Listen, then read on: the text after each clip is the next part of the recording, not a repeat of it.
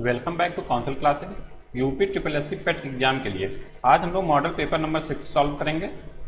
Model paper आपके exam के लिए वेरी इंपॉर्टेंट रोल प्ले करता है। बिकॉज इससे क्या होता है, इससे होता ये है कि आप लोगों की एक्यूरेसी बढ़ती है। एक्यूरेसी बढ़ेगी, टाइम मैनेजमेंट आप लोग करना सीख जाएंगे कि हाँ हमें 100 क्वेश्चन कैसे सॉल्व करना है with in time.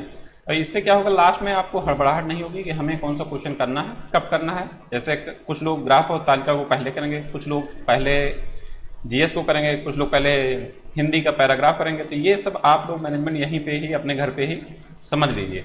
Exam hall में आपको समझना नहीं है, वहाँ पे जाके इम्प्लीमेंट करना है। जो आपने सीखा है उसी को वहाँ पे आपको कार्यान्वित करना है। और आप जितना प्रैक्टिस करेंगे, जितने मॉडल पेपर को सॉल्व करेंगे, उतना अधिक नंबर आप लोग गेन करेंगे। एक्यूरेसी आपकी बढ़ती जाएगी। बिकॉज हर एग्जाम में निगेटिव मार्किंग लगा हुआ है। आप लोग सही करते आते हुए क्वेश्चन जो है गलत कर देते हैं। क्यों? क्योंकि आप लोग प्रैक्टिस नहीं करते हैं। प्रैक्टिस न होने के नाते वो आपको एकदम से धुंधला तस्वीर में याद आता है कि हाँ ये फार्मूला यूज होगा, या ये जीएस यूज होगा, या ये स्टेटमेंट यूज होगा, या कुछ भी जो फैक्ट है वो आपको याद नहीं आते हैं। इसका एक ही इलाज है, समझ लीजिए, बस प्रैक्टिस। जितना मॉक टेस्ट आप सॉल्व करेंगे या मॉडल पेपर जितना लगाएंगे, उतना ही आप लोग अच्छा परफॉर्म करेंगे एग्जाम में। अब देखिए क्वेश्चन नंबर 1। क्वेश्चन नंबर 1 में आपका बोला गया है सुमेलित कीजिए। अब इसमें क्या है, ऑप्शन को नेक्स्ट इधर स्थिति के अनुसार अकॉर्डिंग आपको लगाना है कि कौन सा हड़प्पा स्थल कहाँ पे स्थित है। तो मांडा है आपका कहाँ पे, तो मांडा है आपका जम्मू एंड कश्मीर में। ठीक, दायमाबाद कहाँ है, दायमाबाद ये है आपका महाराष्ट्र में, ये हो गया आपका। उसके बाद कालीबंगा कहाँ है, कालीबंगा है आपका राजस्थान में। उसके बाद राखीगढ़ी कहाँ है, वो है आपका हरियाणा में। ये सब क्वेश्चन कई बार पूछे गए हैं अलग अलग। तो आपको जब एग्जाम को टफ करना होता है, एग्जामिनर को क्या करता है, थोड़ा सा इधर उधर घुमा के कई क्वेश्चन एक क्वेश्चन में कंसंट्रेट करते उसको क्वेश्चन को टफ बनाने की कोशिश करता है। ठीक है, जब हम लोग किसी 4 या 5 क्वेश्चन को इकट्ठा कर देते हैं, ठीक, स्टेटमेंट वाइज कर दें या सारणी में मिला दें या इसमें इस तरह की स्थिति में मिला दें कि हाँ आप लोगों को 1 4 ये सब स्ट्रेटजी है आपको एग्जाम को टफ करने की और लेंदी करने की। ठीक है, अब इसके अनुसार इसका सही आंसर कौन सा हो जाएगा, ऑप्शन सी इसमें सही हो जाएगा। नेक्स्ट क्वेश्चन देखिए, क्वेश्चन नंबर 2। उपनिषद पुस्तकें हैं, उपनिषद पुस्तकें हैं आपकी होती हैं दर्शन पर आधारित। ऑप्शन डी इसमें सही हो जाएगा। और इन्हें क्या कहते हैं, उपनिषद को अन्य नाम से भी जानते हैं, इनको बोलते हैं आप वेदांत, इनको वेदांत के भी नाम से जानते हैं। क्वेश्चन नंबर 3 है आपका, चोलों की राजधानी थी क्या। तो चोलों की राजधानी जो प्रश्न में विकल्प दिए गए हैं इस अकॉर्डिंग आपकी होगी तंजौर, ऑप्शन डी। और अन्य जो चोलों की राजधानी थी वो कहाँ पे थी, तो इसके अतिरिक्त इनकी राजधानी थी एक गंगैकोंड चोलपुरम में, गंगैकोंड चोलपुरम में। और उसके बाद चोलों की राजधानी एक थी संगम काल में जो थी, वो थी आपकी उरैयूर। कहाँ थी, उरैयूर। उरैयूर किस काल में थी, संगम काल में थी। ये भी आप लोग ध्यान में रखिए। 3 जगह राजधानी थी इनकी चोलों की, तंजौर में, गंगैकोंड चोलपुरम में और उरैयूर में। और उरैयूर में कब थी, संगम काल में। नेक्स्ट देखिए क्वेश्चन, निम्नलिखित में से कौन सा एक सुमेलित नहीं है। अब इसमें देखिए दीवान ए मुस्तखराज अलाउद्दीन खिलजी से, ये दीवान ए मुस्तखराज है क्या, तो ये है आपका राजस्व विभाग। इसको उस समय दीवान ए मुस्तखराज बोलते थे। ठीक, राजस्व विभाग। ये भी क्वेश्चन पूछा जाता है कि ये है क्या। ठीक, ये सभी क्वेश्चन इंपॉर्टेंट हैं, सभी क्वेश्चन किसी न किसी एग्जाम में पूछे गए हैं। मोस्ट इंपॉर्टेंट क्वेश्चन यहाँ पे दिए गए हैं। ठीक है, एक भी क्वेश्चन आपको मिस नहीं करना है। आपको जो क्वेश्चन नहीं आ रहे हैं उसको एक कॉपी बनाइए, लिखते जाइए, क्योंकि पेट के बाद भी आपके एग्जाम होंगे। पेट ही एक लास्ट एग्जाम नहीं है, उसके बाद भी आपके एग्जाम कंटिन्यू होंगे। तो हमको सभी रणनीति को बनाते हुए चलना कि हाँ हमें सिलेक्शन लेना है। ठीक है, दीवान ए मुस्तखराज हो गया आपका अलाउद्दीन खिलजी का, ये सही है। दीवान ए अमीर कोही है, ये है आपका मोहम्मद बिन तुगलक का। ये दीवान ए अमीर कोही क्या है, ये है आपका एक कृषि विभाग, ये है आपका कृषि विभाग। दीवान ए खैरात ये है आपका फिरोज तुगलक का। दीवान ए खैरात क्या है, ये है आपका दान विभाग। ये कल के भी मॉडल पेपर में ये क्वेश्चन आया था दीवान ए खैरात के बारे में। और दीवान ए रियासत क्या है, दीवान ए रियासत है आपका बाजार नियंत्रण विभाग, बाजार नियंत्रण विभाग, इसको बोलते हैं दीवान ए रियासत। तो बाजार नियंत्रण के उसमें विभाग के बारे में किसके राजकाल में चर्चा की गई थी, या इसको कौन लागू किया था बाजार नियंत्रण को, ये लागू किया था आपका अलाउद्दीन खिलजी ने। ये भी क्वेश्चन पूछा गया है कि बाजार नियंत्रण को कौन लागू किया था, तो अलाउद्दीन खिलजी ने। और उसके संबंधित विभाग के नाम क्या है? विभाग का नाम है आपका दीवान ए रियासत। ये सभी नाम आप लोग याद करिए और इसको कौन से विभाग से संबंध है या कौन से विभाग को इसको बोला जाता है उसको भी आप लोग याद रखिए। अब देखिए अगला क्वेश्चन, निम्न यूरोपीय शक्तियों ने भारतीय व्यापार में समय समय पर प्रवेश किया है। अब इसमें कालानुक्रम में आपको निर्धारित करना है कौन फर्स्ट आया उसके बाद कौन आया। तो ये पुर्तगाली पहले आए थे आपके, उसके बाद आए कौन? पुर्तगालियों के बाद आया आपके डच, डच के बाद आए आपके अंग्रेज, देन आए आपके डेन, देन आए आपके फ्रांसीसी।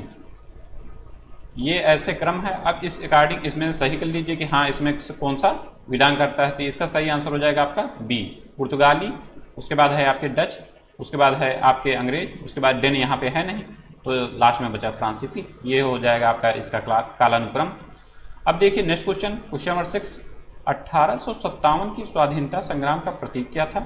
इसका प्रतीक था आपका कमल और रोटी। Option A is the right answer. अब देखिए नेक्स्ट क्वेश्चन क्या है। नेक्स्ट क्वेश्चन फिर से मिलान का है आपका। अब इसमें अभिनव भारत ये किससे संबंध था? तो अभिनव भारत का संबंध था वीडी सावरकर से। अनुशीलन समिति का संबंध किससे था? इसका संबंध था आपका अरविंद घोष जी से। गदर पार्टी का संबंध किससे था? इसका संबंध था आपका लाला हरदयाल से। और गदर पार्टी के बारे में बहुत क्वेश्चन पूछा गया, इसकी स्थापना कहाँ हुई? तो इसकी स्थापना 1913 में सैन फ्रांसिस्को अमेरिका में हुई। बहुत बार ये क्वेश्चन पूछा गया है, सैन फ्रांसिस्को अमेरिका में। सन भी आप लोग याद रखिए 1913 में। स्वराज पार्टी, स्वराज पार्टी से संबंध कौन रखता है? ये संबंध रखते हैं आपके CR दास। स्वराज पार्टी की स्थापना CR दास और मोतीलाल नेहरू ने मिलकर की थी। ठीक, मोतीलाल नेहरू और CR दास ने किस सन में? 1923 में। कहाँ पर? इलाहाबाद में। इसका प्रेजेंट टाइम में नाम क्या है? प्रयागराज। अब इस अकॉर्डिंग आप लोग इसको मिलाइए तो कौन सा ऑप्शन इसमें सही हो जाएगा? इसका सही आंसर हो जाएगा आपका ऑप्शन डी। ऑप्शन डी इसमें सही हो जाएगा। अब देखिए नेक्स्ट क्वेश्चन, क्वेश्चन नंबर 8, निम्नलिखित में से किसने बंगाल का विभाजन हुआ कब? 1905 में के विरोध में हुए आंदोलन का नेतृत्व किया था। तो इसका सही आंसर हो जाएगा आपका सुरेंद्र नाथ बनर्जी जी ने, ऑप्शन ए। नेक्स्ट क्वेश्चन देखिए, अखिल भारतीय हरिजन संघ की स्थापना किसने की थी? तो अखिल भारतीय हरिजन संघ की स्थापना की थी आपकी महात्मा गांधी ने। और इसकी स्थापना कब की थी? इसकी स्थापना हुआ था आपका 1932 ईस्वी में। ठीक, और यहाँ से एक पत्रिका का प्रकाशन भी हुआ। वो किस सन में शुरुआत हुई? पत्रिका का प्रकाशन हुआ आपका 1933 में, हरिजन पत्रिका का प्रकाशन। हरिजन पत्रिका, ये भी क्वेश्चन पूछा गया है कि हरिजन पत्रिका का प्रकाशन कब हुआ? तो 1933 में। और अखिल भारतीय हरिजन संघ की स्थापना कब हुई? 1932 में। किसने की? महात्मा गांधी ने की। तो एक क्वेश्चन अखिल भारतीय हरिजन संघ के बारे में और बनता है कि इसके अध्यक्ष कौन बनाए गए? इसके अध्यक्ष कौन बनाए गए? तो गांधी जी ने इनके अखिल भारतीय हरिजन संघ का अध्यक्ष किसको बनाया था? ये बनाया था आपका घनश्याम दास बिड़ला को। घनश्याम दास बिड़ला। ये भी क्वेश्चन पूछा गया है आपका। आप देखिए एक क्वेश्चन के साथ कोरिलेट करते हुए कई क्वेश्चन को आपको तैयार करना है। ठीक है, एक एक फैक्ट आपको नहीं याद करना है। एक फैक्ट के साथ जितने फैक्ट इधर उधर बने हैं आपके एग्जाम में प्रीवियस, वो सभी आपको इकट्ठा करते हुए आपको एक कॉपी बनाना है, उसको तैयार करते हुए जाना है। जब आप किसी भी फैक्ट को 2 बार 3 बार 4 बार पढ़ेंगे या लिखेंगे या सुनेंगे, वो सभी आपको एकदम से याद हो जाएंगे। ऑब्वियस बात है इसमें। अब देखिए नेक्स्ट क्वेश्चन, निम्नलिखित में से किस अधिनियम के द्वारा अंग्रेजों ने भारत में सर्वप्रथम परोक्ष निर्वाचन प्रणाली की शुरुआत की? तो यह अधिनियम था आपका 1892 का अधिनियम। ऑप्शन डी इसमें सही हो जाएगा। नेक्स्ट क्वेश्चन है, संसार का सबसे बड़ा द्वीप कौन सा है? तो संसार का सबसे बड़ा द्वीप है आपका Greenland, option B. Next question, विश्व की सर्वाधिक लंबी पर्वत श्रृंखला कौन सी है? तो सर्वाधिक लंबी पर्वत श्रृंखला है आपकी कौन सी? एंडीज। और एंडीज है कहाँ पे? यह है आपका दक्षिण अमेरिका महाद्वीप में। दक्षिण अमेरिका महाद्वीप में ये स्थित है एंडीज पर्वतमाला। ठीक है, ये विश्व की सबसे लंबी पर्वत श्रेणी है। अब देखिए नेक्स्ट क्वेश्चन, नेक्स्ट फिर से आपको क्या करना है? मिलान करना है। अब यहाँ पे ये जो दिया गया है ये सब क्या है? ये परियोजनाएं हैं। ठीक, ये किस किस राज्य में है ये आपको मिलाना है। अब ये उकाई है, उकाई कहाँ पे है? उकाई परियोजना है आपकी गुजरात में। ये सब तापीय परियोजना है। ठीक है, तापीय परियोजना। पतरातू कहाँ है? पतरातू है आपका झारखंड में। पेंच कहाँ है? पेंच है आपका मध्य प्रदेश में, सॉरी यहाँ मध्य प्रदेश में। डाभोल है आपका महाराष्ट्र में। पेंच है आपका मध्य प्रदेश में, डाभोल है आपका महाराष्ट्र में। इस अकॉर्डिंग कौन सा आंसर सही हो जाएगा? ऑप्शन बी इसमें सही हो जाएगा। अब देखिए नेक्स्ट क्वेश्चन, फिर से आपका मिलान करना है। अब इसमें भाखड़ा परियोजना कहाँ पर है, तो भाखड़ा परियोजना आपकी है सतलज नदी पर, सतलज नदी पर। हीराकुंड परियोजना कहाँ है, यह है आपका महानदी पर। इडुक्की परियोजना कहाँ है, यह है आपका पेरियार नदी पर। नागार्जुन सागर परियोजना कहाँ है, यह है आपका कृष्णा नदी पे। ये सभी क्वेश्चन अलग अलग बहुत बार पूछेंगे, एक भी क्वेश्चन यहाँ पे ऐसे नहीं है जो किसी न किसी एग्जाम में पूछे नहीं गए हों, ठीक है, सभी मोस्ट इंपॉर्टेंट क्वेश्चन है यहाँ पे। तो इस अकॉर्डिंग कौन सा ऑप्शन इसमें सही हो जाएगा, ऑप्शन बी इसमें सही हो जाएगा। अब देखिए नेक्स्ट क्वेश्चन, फिर से आपको मिलान करना है कि कौन सा पर्वतीय दर्रा किस राज्य में स्थित है। तो इसका सही आंसर क्या होगा, बूमला है आपका अरुणाचल प्रदेश में, जिलेबला है आपका सिक्किम में, उसके बाद मुलिंगला है आपका कहाँ पे, उत्तराखंड में, सिपकीला कहाँ है आपका हिमाचल प्रदेश में। तो इस अकॉर्डिंग कौन सा ऑप्शन सही होगा, बी ऑप्शन। अब देखिए नेक्स्ट क्वेश्चन, 1991 में नई आर्थिक नीति में अपनाई गई मुख्य रणनीति क्या थी। तो इसमें आपका उदारीकरण, निजीकरण, वैश्वीकरण सभी के ऊपर बल दिया गया था, तो इसमें उपर्युक्त सभी सही हो जाएगा। अब देखिए नेक्स्ट क्वेश्चन, क्वेश्चन नंबर 17 है आपका, ऑपरेशन फ्लड का संबंध निम्नलिखित में से किससे है। तो ऑपरेशन फ्लड का संबंध था आपका श्वेत क्रांति से, ठीक है।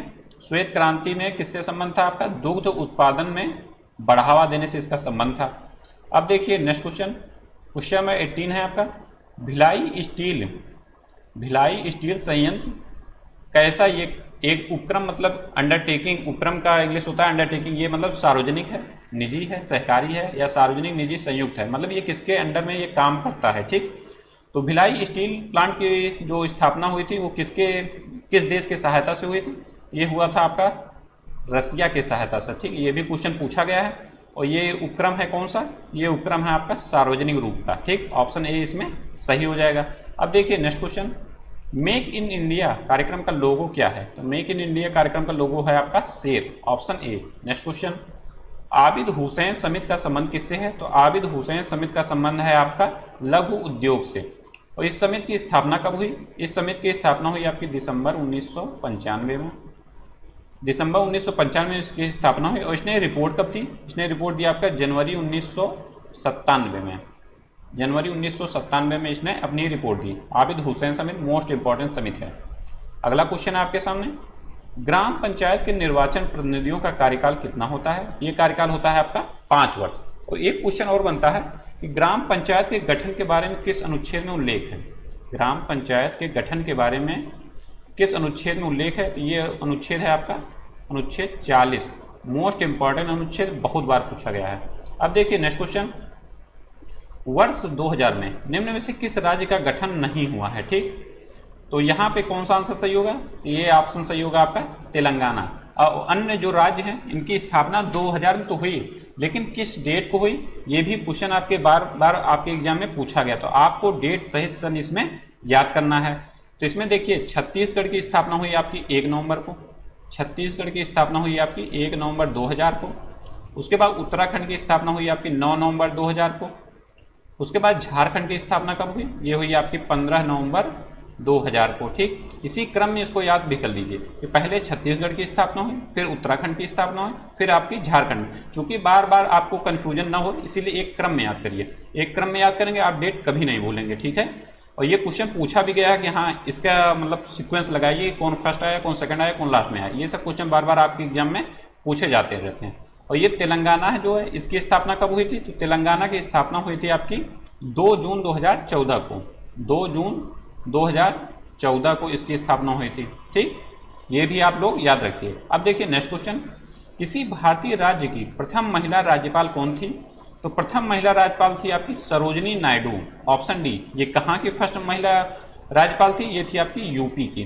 किस सन से किस सन तक थी, ये थी आपकी 15 अगस्त 1947 से लेके 2 मार्च 1949 तक, 2 मार्च 1949 तक थी, 1949 तक थी, ठीक। और एक क्वेश्चन और बनता है, प्रथम सीएम, प्रथम महिला मुख्यमंत्री कौन थी। प्रथम महिला मुख्यमंत्री तो ये थी आपकी कौन, सुचेता कृपलानी जी। और इनका कार्यकाल कब से कब तक था, इनका कार्यकाल था आपका 1963 से लेके 67 तक, 67 तक। आप लोगों को इसलिए इनका कार्यकाल बताया जा रहा है क्योंकि ये लोग फर्स्ट हैं, और फर्स्ट हैं तो मोस्ट इंपॉर्टेंट हो जाते हैं, ठीक है। और ये क्वेश्चन बार बार पूछा गया कि कौन प्रथम प्रथम है, तो इसके कार्यकाल के बारे में पूछा जा सकता है। ठीक, और ये सुचेता कृपलानी किस राज्य की पहली सीएम हुई थी? ये थी आपकी अपने यूपी की। ठीक, अब देखिए नेक्स्ट क्वेश्चन, राष्ट्रपति पद में रिक्ति के स्थिति में उपराष्ट्रपति अधिकतम कितने अवधि के लिए राष्ट्रपति के तौर पर कार्य कर सकता है? तो इसका सही आंसर होगा आपका 6 महीने। 6 महीने के अंदर ही राष्ट्रपति का चुनाव होना रहता है, तो इतना ही आप मैक्सिमम कार्य कर सकते हैं उपराष्ट्रपति के रूप में, राष्ट्रपति के रूप में, जब वो कार्यवाहक राष्ट्रपति के रूप में कार्य करेगा, कार्यवाहक राष्ट्रपति के रूप में जब वो कार्य करेगा। ठीक, नेक्स्ट क्वेश्चन है आपके सामने, निम्नलिखित में से क्या भारत के संविधान की विशेषता नहीं है? ठीक, तो इसका सही आंसर क्या होगा? संहिता ये है, मूलभूत अधिकार ये है, सत्ता का विभाजन ये है, एकात्मक प्रणाली भारतीय संविधान की विशेषता नहीं है, तो इसका उल्लेख कहीं भी नहीं है। और अन्य का उल्लेख आप देखेंगे किसी न किसी माध्यम से है। ठीक, अब देखिएंगे नेक्स्ट क्वेश्चन, क्वेश्चन नंबर 26 है आपका, ध्वनि निम्नलिखित में से किस माध्यम से तीव्रता से गुजरता है? तो ध्वनि सबसे तेज कहाँ गुजरता है? ठोस में। और ठोस के बाद कहाँ पे गुजरता है वो सर्वाधिक तेज? ये है आपका द्रव में। देन क्या है? गैस में।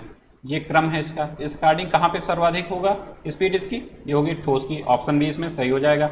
अगला क्वेश्चन देखिए, इमली में मौजूद अम्ल का नाम बताइए। इमली में मौजूद अम्ल का नाम बताइए। तो इस अम्ल का नाम है आपका टार्टरिक अम्ल, ऑप्शन बी। ठीक, अब देखिए नेक्स्ट क्वेश्चन, क्वेश्चन नंबर 28, नमक का रासायनिक नाम क्या है? तो नमक का रासायनिक नाम होता है आपका सोडियम क्लोराइड, ऑप्शन डी इसमें सही हो जाएगा। और सोडियम क्लोराइड का रासायनिक सूत्र क्या होगा? NaCl। नेक्स्ट क्वेश्चन देखिए, निम्नलिखित में से किस विटामिन को रेटिनॉल भी कहा जाता है? विटामिन के रासायनिक नाम आपके एग्जाम में बार बार पूछे जाते हैं, और विटामिन मोस्ट इंपॉर्टेंट टॉपिक है आपके एग्जाम के लिए। किसी भी एग्जाम को देने जाइए, विटामिन और रोग, जो विषाणु, जीवाणु, प्रोटोजोआ, इन से जो रोग होते हैं, इन दोनों को देख के ही जाना है किसी भी एग्जाम को आप देने जाइए। मोस्ट इंपॉर्टेंट टॉपिक है ये बायोलॉजी के। तो रेटिनॉल आपका रासायनिक रासायनिक नाम किसका होता है? ये होता है आपका विटामिन ए का, ऑप्शन बी इसमें सही हो जाएगा। और विटामिन ए की कमी से कौन सा रोग होता है? रोग होता है आपका रतौंधी, और एक रोग होता है जीरोप्थैल्मिया।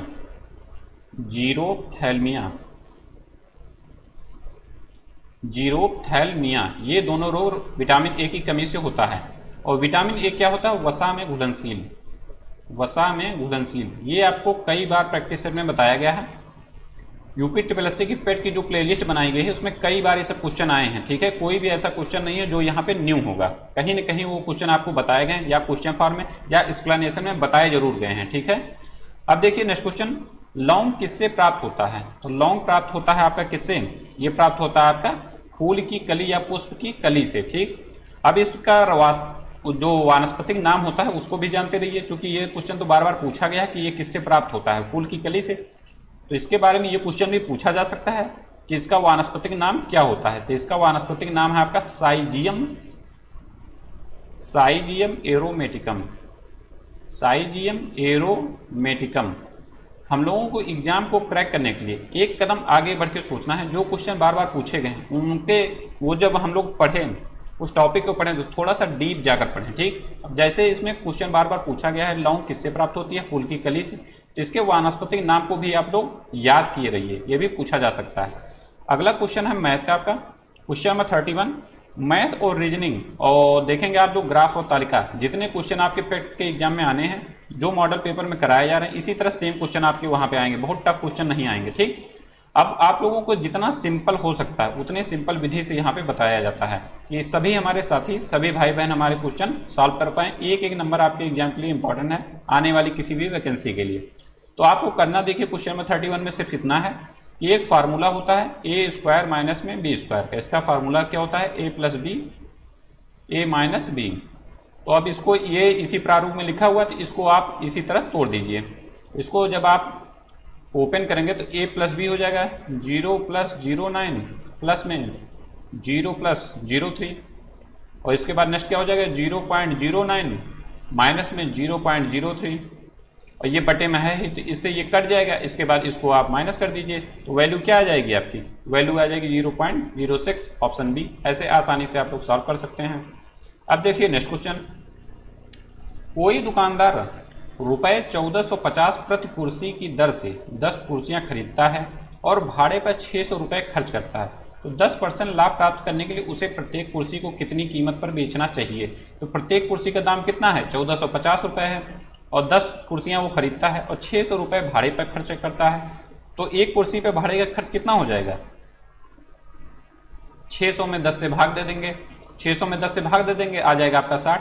तो एक कुर्सी का दाम 1450 है और भाड़े पे खर्च होता है आपका 60 रुपये। तो 1450 प्लस 60 जोड़ देंगे, कितना वैल्यू आ जाएगी, 1510 आ जाएगी। और इसमें क्या करना है, 10% लाभ प्राप्त करने के लिए उसे प्रत्येक कुर्सी को कितनी कीमत पर बेचना चाहिए। तो 1510 का आप 10% निकाल लीजिए, 10% निकालने के लिए 110 अपान में 100 कर देंगे। ये आप काट पीट लीजिए, इसको काटने पीटने के बाद आ जाएगा आपका आंसर कितना, 1661 रुपये। ऑप्शन ए इसमें सही हो जाएगा। नेक्स्ट क्वेश्चन देखिए, क्वेश्चन नंबर 33 है आपका, 0.08 गुणे 0.23, उसमें भाग देना है 0.04 का, मान ज्ञात कीजिए। इसको करना क्या है, आसानी से आप लोग कैसे कर सकते हैं, इसको देखिए लिख लीजिए आप 0.08, उसके बाद लिख लीजिए 0.023, 0.023, उसके बाद बटे में क्या है, भाग में जो वैल्यू रहती है वो बटे में हो जाती है, तो वो हो जाएगी आपकी 0.04। तो आप देखेंगे 0.004, पॉइंट को हटाने के लिए क्या किया जाता है, पॉइंट के नीचे 1 रखेंगे, इसके नीचे 0 रखेंगे, 3 0 हो जाएगा। यही यहाँ पे करेंगे, पॉइंट के नीचे 1, यहाँ 0, फिर पॉइंट के नीचे 1, यहाँ 0। तो देखेंगे कितना 0, 1 2 3, 1 2 3 0 कट गया आपका। अब कितनी वैल्यू आ गई, ये 8 गुणे 23 हो गया, और बटे में बच गया कितना, 4 भागे में, ये सॉरी ये 10 तो बचा नहीं, 10 तो ये सब पूरी वैल्यू कट गई थी। यहाँ पे जो बचा था 8 अपान में 10 बचा था, ठीक। अब इसको सॉल्व करेंगे तो ये आसानी से कितनी वैल्यू आ जाएगी, इसको जब गुणा भाग करेंगे तो आ जाएगी आपकी वैल्यू 4.6। ऐसे इसको सिंपल वे में आपको सॉल्व कर लेना है, ठीक। अब देखिए नेक्स्ट क्वेश्चन, क्वेश्चन नंबर 34 है, इन्हें संख्याओं में सबसे बड़ी संख्या क्या है। तो इसमें करना क्या है आपको, सिंपल सा ये समझिए, √5 की ऐसे लिख दीजिए √5, और 3√7 है तो इसको क्या लिख सकते हैं, 3√7 को हम लोग क्या लिख सकते हैं, ये जो 3 बाहर है इसको जब अंडर रूट के अंदर ले जाएंगे तो ये लिख जाएगा आपका 9, 9 गुणे में 7 हो जाएगा, 9 गुणे 7 कितना होता है, 9 गुणे 7 हो जाएगा आपका 63, तो रूट हो जाएगा 63। और नेक्स्ट वैल्यू क्या है, 4√13, 4√13, इसको क्या लिखा जा सकता है, 4 जब बाहर है तो इसको रूट के अंदर ले जाएंगे तो ये हो जाएगा 16 मल्टीप्लाई बाई 13, 16 मल्टीप्लाई गुणे 13 कर देंगे तो हो जाएगी कितनी वैल्यू, रूट में 208। अब यहाँ से आप लोग देख सकते हैं कौन सी वैल्यू बड़ी है, 208 वाली वैल्यू सबसे बड़ी है, तो 4√13 सबसे सही हो जाएगा, सी ऑप्शन इसमें राइट हो जाएगा। और इसकी एक अन्य विधि भी होती है, आप लोग इससे भी कर सकते हैं, कोई भी वैल्यू रहे, जैसे जिसको वर्गमूल या उसमें निकालने में कन्फ्यूजन हो रहा है तो वो लोग आप करिए इसमें ये कि √5 है, इसको लिखा जा सकता है 5 की पावर 1/2, जैसे कुछ नहीं है तो यहाँ पे 2 समझा जाता है, तो ये हो जाएगा 5 की पावर 1/2। और 3√7 है, इसको क्या लिखेंगे, इसको लिख देंगे आप 7 की पावर 1/3, और उसके बाद 4√13 है तो इसको क्या लिख देंगे, 4√13 को हम लिखेंगे 13 के पावर में 1/4। अब इसका 1/2, 1/3, 1/4 का निकालेंगे क्या, एलसीएम, तो कितना एलसीएम आ जाएगा इसका एलसीएम आ जाएगा 12 ही तो आएगा, इसका एलसीएम आ जाएगा 12, और यहाँ से भाग देंगे क्या हो जाएगा, 2 की पावर 6, 2 छक 12, तो 6 यहाँ पे आ जाएगा, 3 चौक 12, तो 4 यहाँ आ जाएगा, 4 तिक 12, तो 3 यहाँ आ जाएगा। अब ये 5 की पावर 6 कर दीजिए, 5 की पावर इसको कर दीजिए 6, और नेक्स्ट क्या है 7, तो 7 की पावर कर दीजिए आप 4, यहाँ जो आया है 7 की पावर कर दीजिए 4, और उसके बाद क्या है 13 के पावर कर दीजिए आप लोग 3। यहाँ से भी इसकी वैल्यू निकाला जा सकता है, कोई भी इसमें बड़ी से बड़ी संख्या रहे, ठीक। इसको ऐसे ही आसानी से आप लोग सॉल्व कर सकते हैं, जो वैल्यू आएगी वही सबसे बड़ी हो जाएगी, ऐसे आसानी से इसको लगा लीजिए। अब देखिए नेक्स्ट क्वेश्चन, क्वेश्चन नंबर 35 है आपका, 75 अंकों का औसत कितना दिया गया है, 45, पहले 50 अंकों का औसत कितना दिया गया है, 42, अंतिम 26 अंकों का औसत कितना दिया गया है, 52, तो 50वां अंक ज्ञात कीजिए, ठीक। अब इसमें करना क्या है, सिंपल सा, 75 अंकों का औसत 45 दिया है तो 75 गुणे में 45 कर लीजिए, कुल आपका नंबर आ जाएगा, कुल नंबर या कुल वैल्यू उसको कितनी आएगी, इसकी वैल्यू 75 गुणे 45 करेंगे तो आएगी आपकी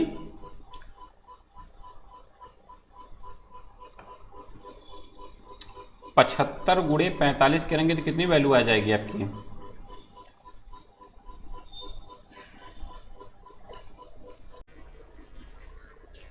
75 गुणे 45 करेंगे, इसकी वैल्यू आ जाएगी आपकी 3375। 3375 इसकी वैल्यू आ गई। और पहले 50 अंकों का औसत दिया गया है 42, तो 50 गुणे में 42 कर देंगे, इसकी वैल्यू कितनी आ जाएगी, इसकी वैल्यू आएगी आपकी 2100।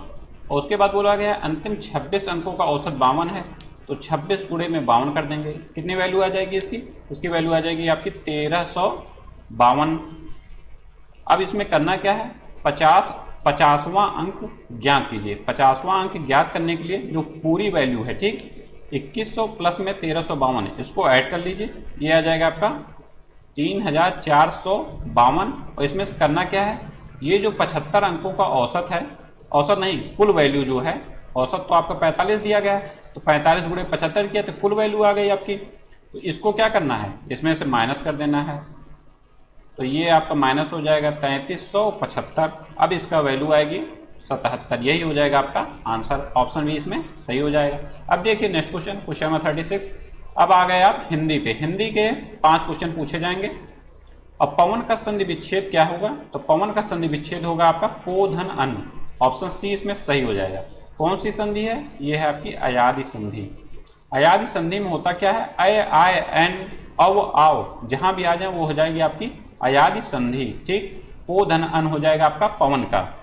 और देखिए जब संधि विच्छेद करते हैं तो जो संधि विच्छेद में जो दो शब्द बनते हैं उनका कुछ न कुछ अर्थ निकलता है, ठीक। इस बात को भी हम लोगों को ध्यान में रखना है, किसी भी संधि विच्छेद में कोई भी शब्द रहे, इस बात को भी ध्यान रखना है कि हाँ उसको संधि विच्छेद करने के बाद अलग अलग करने के बाद कुछ अर्थ निकल रहा है कि नहीं। ऐसे ही हम लोग सही फिल्टर आउट कर सकते हैं कि हाँ कौन सा आंसर इसमें सही है। अब देखिए नेक्स्ट क्वेश्चन, शुद्ध वर्तनी का चयन कीजिए। तो शुद्ध वर्तनी का चयन करने के लिए इसमें सही आंसर होगा आपका अस्पृश्यता, ऑप्शन सी इसमें सही हो जाएगा। इसको करने का सही है आपका एक यही है, जितना प्रैक्टिस करेंगे आप, जितने वर्ड देखिए जो प्रीवियस में पूछे गए हैं उनको लिख डालिए, 2 बार 3 बार 4 बार 5 बार, जितनी बार लिख डालेंगे आपको एकदम क्लियर हो जाएगा, हाँ ये शब्द इसी तरह लिखा जाएगा। जिसको दिक्कत हो उसके लिए बता रहे, जिसका बढ़िया है उसके लिए कोई समस्या नहीं है। नेक्स्ट क्वेश्चन है, निम्नलिखित में से एक शब्द की वर्तनी अशुद्ध है, तो कौन सी वर्तनी जो है वो अशुद्ध है इसमें, ये आजीविका, ये आपकी अशुद्ध है। इसमें शुद्ध क्या होता है इसका, आजीविका।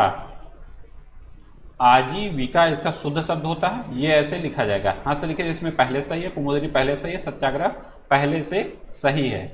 और नेक्स्ट क्वेश्चन है, महल के भीतरी भाग को किस नाम से जानते हैं, तो महल के भीतरी भाग को बोलते हैं अंतःपुर, ऑप्शन सी। नेक्स्ट क्वेश्चन, ऋजु का विलोम क्या होगा, तो ऋजु का विलोम होता है आपका वक्र, ऑप्शन सी। नेक्स्ट क्वेश्चन देखिए, अब ये है आपका पैसेज। पैसेज आप लोगों को क्या करना है, आराम से पढ़ना है, ऐसे इसमें अंडरलाइन करते हुए चले जाना है जहां आपको लगे इंपॉर्टेंट है, ठीक। बस ऐसे सिंपल में इसको करते हुए चले जाना है। और उसके बाद आप क्वेश्चन देखेंगे और उसके बाद आप लोग पैसेज को देखेंगे। तो पेट के एग्जाम में कोई बहुत टफ पैसेज नहीं आता है, ना ही पेट का एग्जाम बहुत टफ लेवल का होता है कि सीजीएल या किसी बैंक लेवल का इंग्लिश में आ जाए कि हाँ आपको समझ ना आए। इसमें लाइन बाय लाइन, हिंदी में भी इंग्लिश में भी दोनों में यही करना है, लाइन बाय लाइन आपको आंसर मिलेंगे कि हाँ इसका आंसर यहाँ से यहाँ तक है। आपको बस करना यही, ध्यान से पढ़ना है पूरे पैसेज को और क्वेश्चन को। तो इसलिए इसको यहाँ पे पढ़ने का कोई मतलब नहीं, वीडियो फालतू गई लंबी होगी, उसका कोई मतलब नहीं है, कोई अर्थ नहीं है उसको पढ़ने का, उसके बाद हम आंसर बताएं उसका। इसलिए आपको ऐसे दे दिया गया है, आप लोग इसको देख सकते हैं। देखने के बाद आपको जो क्वेश्चन है उसके आंसर सही बता दिए जा रहे हैं कि इसके कौन से आंसर सही होंगे। आंसर सही होने से क्या है, जिसको सॉल्व करना है वो अपना सॉल्व भी कर सकता है। तो इसका आंसर सही होगा आपका बी। उसके बाद 42 का है आपका सी, और 43 का कौन सा होगा आपका, 43 का होगा आपका डी। उसके बाद आ गया आपका सिनोनिम्स का। अब ये आपको बताया जाएगा, सिनोनिम्स के बारे में आपको बताया जाएगा। सिनोनिम्स मतलब होता है आपका समानार्थी, और समानार्थी में ढूंढना है जो इसके समान हो। तो कॉम्प्लिकेटेड का अर्थ क्या होता है, कॉम्प्लिकेटेड का अर्थ होता है आपका जटिल, जटिल या पेचीदा। इसमें सबसे इसका समानार्थी कौन सा होगा, नजदीक कॉम्प्लेक्स। कॉम्प्लेक्स मतलब भी जटिल या पेचीदा। अब देखिए नेक्स्ट क्वेश्चन क्या है, give antonyms for the following word. Arrogance, arrogance मतलब क्या होता है, घमंडी होता है। और घमंडी का विलोम क्या होगा, घमंडी का विलोम होगा आपका ह्यूमिलिटी, ऑप्शन ए इसमें सही हो जाएगा। ह्यूमिलिटी मतलब क्या होता है, विनय या नम्रता, विनय या नम्रता। इग्नोरेंस आप समझ ही रहे होंगे, ऑनेस्टी समझ ही रहे होंगे, फैमिलियरिटी समझ ही रहे होंगे, सब आसान वर्ड हैं। अब देखिए नेक्स्ट क्वेश्चन क्या है, रीजनिंग के क्वेश्चन है। डेसिबल, डेसिबल जैसे ध्वनि से संबंधित है, उसी तरह एम्पियर किससे संबंधित होगा, तो एम्पियर का संबंध है आपका विद्युत धारा से। ऑप्शन सी इसमें सही हो जाएगा। नेक्स्ट क्वेश्चन देखिए, एक निश्चित कूट भाषा में व्यूअर को VIEWER को क्या लिखा गया है, SFBTBO।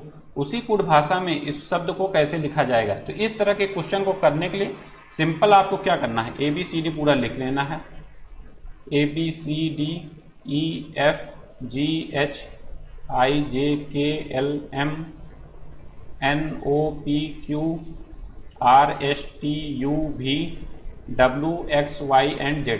बहुत सी जगह बहुत से ट्रिक बताए जाते हैं, लेकिन हम आपको सिंपल मेथड बता रहे हैं जिससे हमारे सभी साथी क्वेश्चन को सॉल्व कर पाएं। आपके पास पर्याप्त समय होता है 2 घंटे का 100 क्वेश्चन करने में, समय की कोई कमी नहीं है। आप लोगों को बस करना यही है, थोड़ा सा जल्दी तेज दिमाग को चलाना है। वो कैसे होगा, वो आप लोग जितना प्रैक्टिस करेंगे, जितना मॉडल पेपर सॉल्व करेंगे, वो आपका दिमाग क्लिक करेगा कि हाँ ये शब्द कैसे इसको अरेंज किया गया है। तो आप देखेंगे वी को क्या लिखा गया है, वी को लिखा गया है एस, तो वी को एस लिखा गया है, तो वी के कितने पहले यस है आपका, ये है 1 2 3 अक्षर पहले यस है आपका।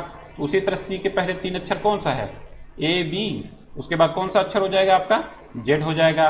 3 अक्षर पहले जेड होगा ना, क्योंकि ये तो सर्किल घूमती रहती है, तो सी की जगह जेड लिखा जाएगा। उसके बाद ये शब्द है आई, आई को क्या लिखा गया है, एफ लिखा गया है। आई को यहाँ पे क्या लिखा गया है, एफ।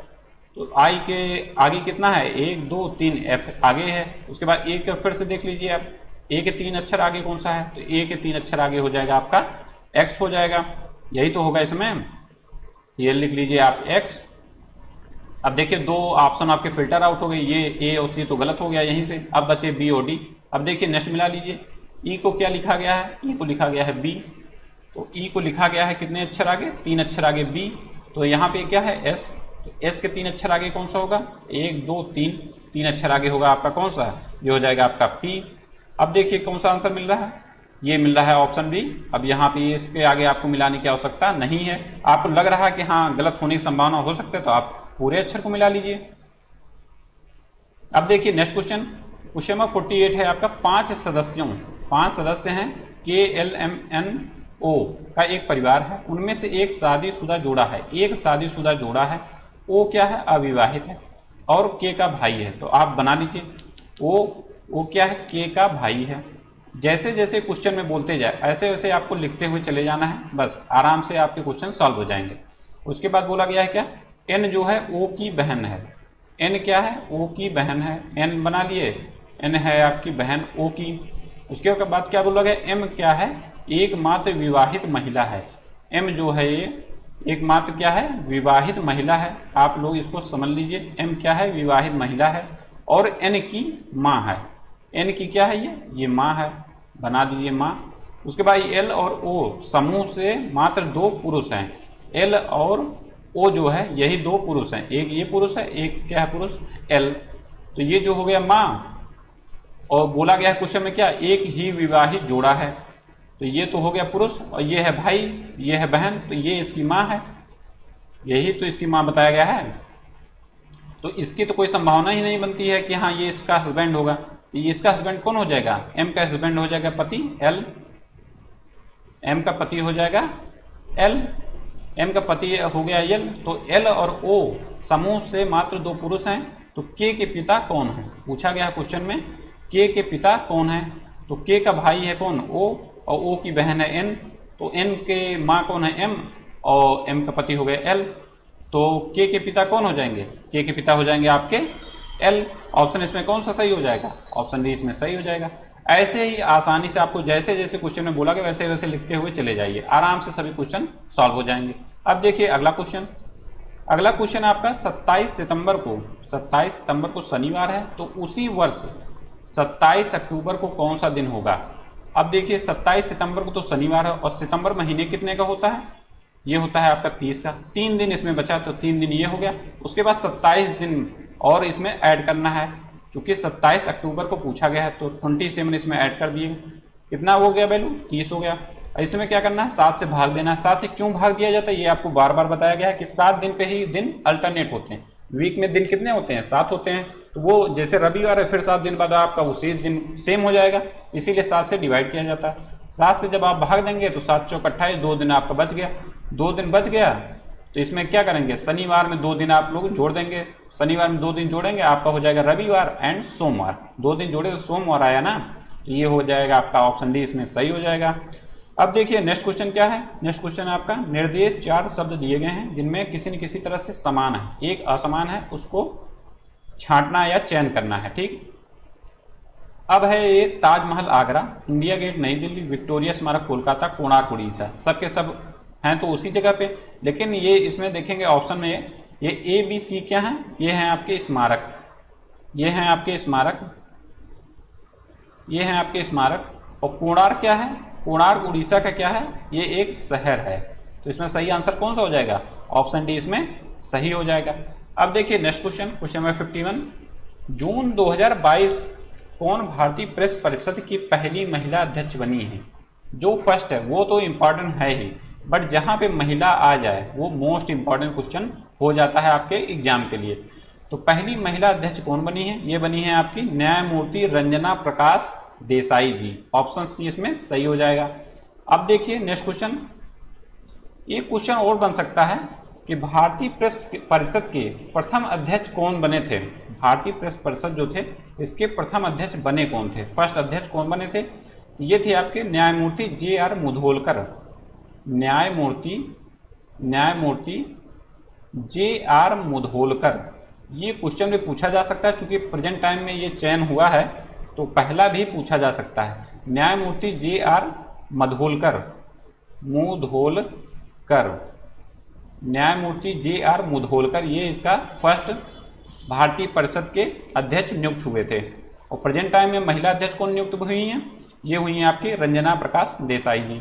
अब देखिए अगला क्वेश्चन, क्वेश्चन नंबर 52 है आपका, किस भारतीय प्रौद्योगिकी संस्थान के द्वारा भारत में जल की समस्या को हल करने के लिए एक्वामैप नामक एक नए अंतर अनुशासनात्मक जल प्रबंधन और नीति केंद्र की स्थापना की गई है। तो ये स्थापना हुआ है आपका IIT मद्रास के द्वारा। अब देखिए नेक्स्ट क्वेश्चन, भारत का पहला ग्राफीन नवाचार केंद्र किस राज्य में स्थापित किया जाएगा। तो ये है आपका कहाँ पे, ये है आपका केरल में। ऑप्शन बी इसमें सही हो जाएगा। और केरल का एक शहर है त्रिशूर। क्योंकि कभी कभी आपका राज्य न पूछ के शहर का भी नाम पूछा जाता है, तो आपको इसको भी ध्यान रखना है। केरल का एक शहर है त्रिशूर, यहीं पे पहला ग्राफीन नवाचार केंद्र की स्थापना हुई है। अब देखिए नेक्स्ट क्वेश्चन, क्वेश्चन नंबर 54 है आपका, हाल ही में एक भारतीय अभिनेत्री फ्रांस की फैशन कंपनी लुइस वुइटन की पहली भारतीय ब्रांड एम्बेसडर बनी, वो अभिनेत्री कौन है। तो वे अभिनेत्री हैं आपकी दीपिका पादुकोण जी। Option D. अब देखिए नेक्स्ट क्वेश्चन, किस शहर में भारत का पहला बायोमैस से चलने वाला EV चार्जिंग स्टेशन चालू किया गया है। इसका सही आंसर होगा कौन सा, ये है आपका मुंबई। ऑप्शन सी इसमें सही हो जाएगा। अब देखिए नेक्स्ट क्वेश्चन, क्वेश्चन नंबर 56, जनवरी 2022 में प्रसिद्ध कथक नृत्य कौन है। ये कथक नृतक हैं बिरजू महाराज। कभी कभी क्वेश्चन ये पूछा जाता है कि ये किस विधा से संबंध रखते हैं। तो ये हैं आपके कथक नृतक बिरजू महाराज। और इनका पूरा नाम भी आप लोग याद रखिए, ब्रिज मोहन नाथ मिश्रा। इनका पूरा नाम है आपका ब्रिज मोहन नाथ मिश्रा, या रियल नेम है आपका ब्रिज मोहन नाथ मिश्रा। इनका हो गया है निधन। ये किस घराने से संबंध रखते हैं। तो ये घराने से संबंध रखते हैं आपका कालका बिंदादीन घराना। और ये कालका बिंदादीन घराना है कहाँ पे, ये है आपका लखनऊ से। ऑप्शन बी इसमें सही हो जाएगा। मोस्ट इंपॉर्टेंट क्वेश्चन है ये आपका, मोस्ट इंपॉर्टेंट क्वेश्चन। किसी भी फैक्ट को इसीलिए बार बार बोला जाता है कि वो आपके दिमाग में एकदम से इनकलकेट हो जाए, कि वो लंबे समय तक आपके दिमाग में रहे कि हाँ इसका आंसर ये बोला गया था या ये मैंने देखा था। इसीलिए बार बार किसी फैक्ट को बोला जाता है। अब देखिए अगला क्वेश्चन, नेक्स्ट क्वेश्चन है आपका, 22 मार्च 2022 को केंद्रीय जल शक्ति मंत्री गजेंद्र सिंह शेखावत के द्वारा विश्व जल दिवस के अवसर पर शुरू किए गए अभियान का क्या नाम है। इसके अभियान का नाम है आपका सुजलाम 2.0, सुजलाम 2.0। और विश्व जल दिवस किस दिन मनाया जाता है। ये मनाया जाता है आपका 22 मार्च को। मोस्ट इंपॉर्टेंट क्वेश्चन है, विश्व जल दिवस किस दिन मनाया जाता है, 22 मार्च को। अब देखिए नेक्स्ट क्वेश्चन, जून 2022 में कौन सा राज्य या केंद्र शासित प्रदेश एक राष्ट्र एक राशन कार्ड योजना को लागू करने वाला देश का 36वां राज्य बन गया है। कौन सा राज्य बन गया है, 36वां। तो इसका सही आंसर कौन सा है, ये है आपका असम राज्य। और इसके एक पहले 35वां राज्य कौन सा बना है, तो 35वां राज्य आपका बना है छत्तीसगढ़। दोनों क्रम आप लोग याद रखिए, 35वां राज्य बना है आपका छत्तीसगढ़, 36वां राज्य बना है आपका असम। नेक्स्ट क्वेश्चन देखिए, फरवरी 2022 में केंद्र सरकार ने ग्रीन हाइड्रोजन या ग्रीन अमोनिया नीति का अनावरण किया। इस नीति के तहत ग्रीन हाइड्रोजन और ग्रीन अमोनिया के उत्पादकों को कितनी अवधि तक अंतर्राज्यीय पारेषण शुल्क से छूट मिलेगी? ये वर्ष है आपका 25 वर्ष तक। अब देखिए अगला क्वेश्चन, मई 2022 में किस भारतीय पत्रकार को मरणोपरांत पुलित्जर पुरस्कार 2022 प्रदान किया गया? अब जैसे ये क्वेश्चन यही बनता है कि पुलित्जर पुरस्कार किस फील्ड में दिया जाता है, तो ये पत्रकारिता के क्षेत्र में पुलित्जर पुरस्कार दिया जाता है। अब इसमें देखिए इसका आंसर क्या होगा, तो इसका आंसर होगा आपका दानिश सिद्दीकी को, ऑप्शन सी। और ये दानिश सिद्दीकी, इनकी मृत्यु कहाँ की हुई थी? ये जब तालिबान और अफगान सेना का संघर्ष चल रहा था उस दौरान इनकी मृत्यु हो गई थी। ठीक, अब ये इनके साथ साथ और किसको किसको ये पुरस्कार दिया गया है उसका नाम भी आप लोग याद रखिए। इनका नाम है आपका सना इरशाद मट्टू, सना इरशाद मट्टू। नेक्स्ट नाम क्या है? अदनान आबिदी। नेक्स्ट नाम क्या है? ये है अमित दवे। ये तीन नाम, ये नया नाम आप लोग याद रखिए, और ये दानिश सिद्दीकी का। अब देखिए अगला क्वेश्चन, लोसार उत्सव किस जनजाति के लोगों के द्वारा मनाया जाता है? तो लोसार उत्सव मनाया जाता है आपका मोनापा जनजाति के लोगों के द्वारा, लोसार उत्सव मनाया जाता है। नेक्स्ट क्वेश्चन देखिए, लखनऊ किसकी राजधानी है? ये है आपकी उत्तर प्रदेश की। Very easy question. लखनऊ राजधानी किसकी? उत्तर प्रदेश की। निम्नलिखित में से एमनेस्टी इंटरनेशनल किससे संबंधित है? इसका संबंध है आपका मानवाधिकार से, ऑप्शन ए इसमें सही हो जाएगा। और एमनेस्टी इंटरनेशनल की स्थापना कब हुई? तो इसकी स्थापना हुई थी आपके 1961 में। 1961 में इसकी स्थापना किया किसने था? एक ब्रिटिश वकील थे, पीटर बेनेंसन। ये क्या थे? ब्रिटिश वकील थे, पीटर बेनेंसन। ये नाम आप लोग याद रखिए। एमनेस्टी इंटरनेशनल की स्थापना हुई थी 1961 में। किसने की थी? ब्रिटिश वकील थे आपके पीटर बेनेंसन। और इसका मुख्यालय कहाँ है एमनेस्टी इंटरनेशनल का? ये भी आपका बार बार क्वेश्चन पूछा गया है। तो एमनेस्टी इंटरनेशनल का मुख्यालय है आपका लंदन में। ये आप फैक्ट याद रखिए। अब देखिए अगला क्वेश्चन, विष्णु शर्मा के द्वारा रचित पशुओं पर आधारित नीति कथाओं के प्रसिद्ध संग्रह का नाम क्या है? तो इसका सही आंसर है आपका पंचतंत्र, ऑप्शन सी। और ये भी आप लोग समझ लीजिए कि ये विषय किस पे आधारित है? ये है आपका पशुओं पर आधारित नीति कथाओं का इसमें चर्चा की गई है, ये उसी का संग्रह है। अब देखिए अगला क्वेश्चन नंबर 65, मैड्रिड किसकी राजधानी है? मैड्रिड की राजधानी क्या है? मैड्रिड किसकी राजधानी है? ये हो जाएगा आपका ऑप्शन सी, स्पेन का। आपके देखिए राजधानी के बारे में आपके एग्जाम में क्वेश्चन पूछे जाते हैं, किस से ज्यादा क्वेश्चन पूछे? वो है आपका एशिया, अफ्रीका और यूरोप। यहाँ से ज्यादा क्वेश्चन पूछे, अन्य तो पूछे जाते ही हैं लेकिन सर्वाधिक यहाँ से ही ज्यादा पूछे जाते हैं। अब देखिए क्वेश्चन नंबर 66 है आपका, कर्नाटक की संसदीय सीटों में राज्यसभा की सीटों की संख्या कितनी है? तो इसमें सीटों की संख्या आपकी 12, ऑप्शन ए इसमें सही हो जाएगा।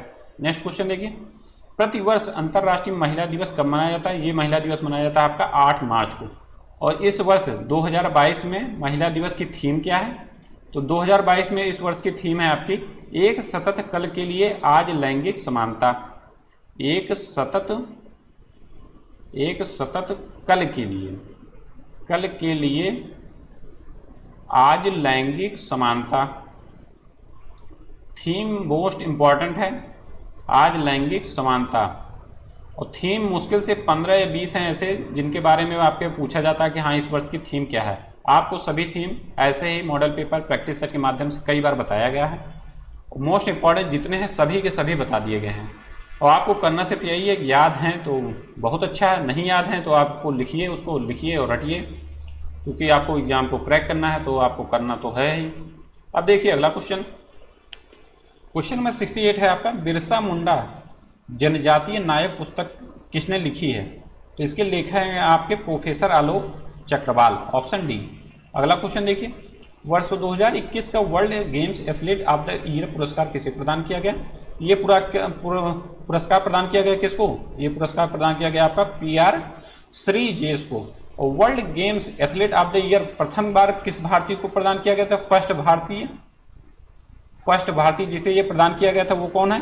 वो है आपके रानी रामपाल।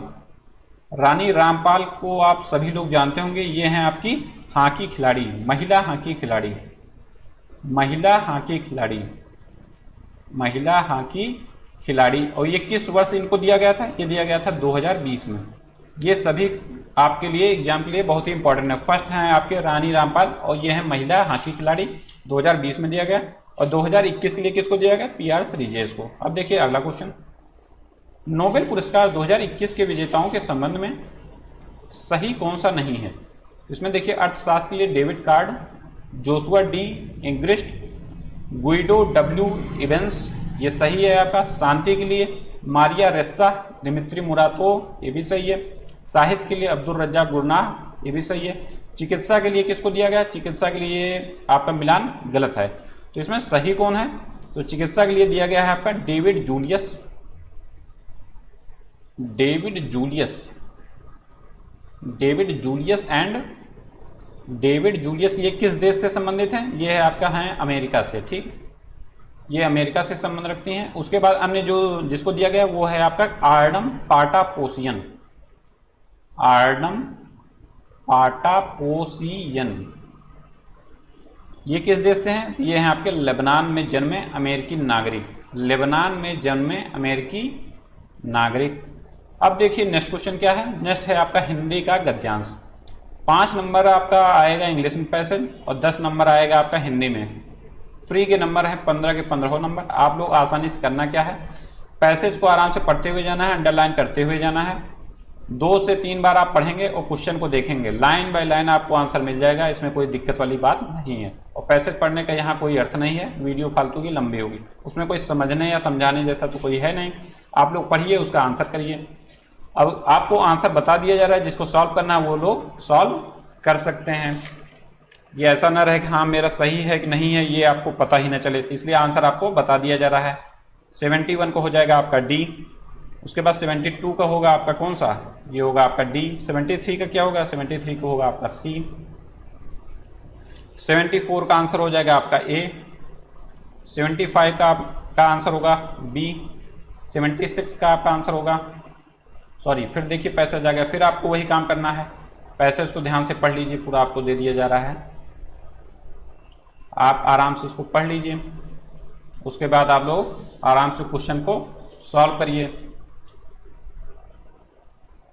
और आपको सही आंसर इसमें बता दिया जा रहा है क्या है। 76 का होगा आपका C, 77 का होगा आपका B, 78 का होगा आपका B, 79 का होगा आपका B, 80 का होगा आपका C। ये हो गया आपका हिंदी का पूरा पैसेज। अब इसके बाद आपके ग्राफ एंड तालिका के क्वेश्चन शुरू होते हैं। 20 नंबर का आपका आएगा ग्राफ एंड तालिका। ये भी एकदम इजी टॉपिक है, इसमें करना सिर्फ आपको यही है, औसत का चैप्टर, औसत निकालना कैसे, औसत एकदम सिंपल सा चैप्टर, उसको सीखना क्या है। जैसे कोई संख्या है, 5 संख्या दी गई है, 5, 10, 20 वैल्यू है, तो इसको ऐड कर देना है और जितने वैल्यू को ऐड किया जाए उतने से ही भाग देना है। ये वैल्यू 4 है तो 4 से भाग दे दिए, ये हो गया आपका औसत। और इसमें परसेंटेज आना चाहिए, परसेंटेज आपको निकालना आना चाहिए। और आपको मॉडल पेपर में बार बार आसानी से बताया जा रहा है कि परसेंटेज कैसे निकाला जाता है, और औसत भी आपको बार बार दिखाया जा रहा है, कैसे इस क्वेश्चन को सॉल्व करना है, कैसे क्वेश्चन को टैकल करना है, ये आपको बार बार बताया जा रहा है। और आपको करना सिर्फ यही है कि हाँ जोड़ घटाना गुणा भाग तो आपको आना ही चाहिए। और आप लोग 20 के 20 नंबर में 20 के 20 आप सही करेंगे।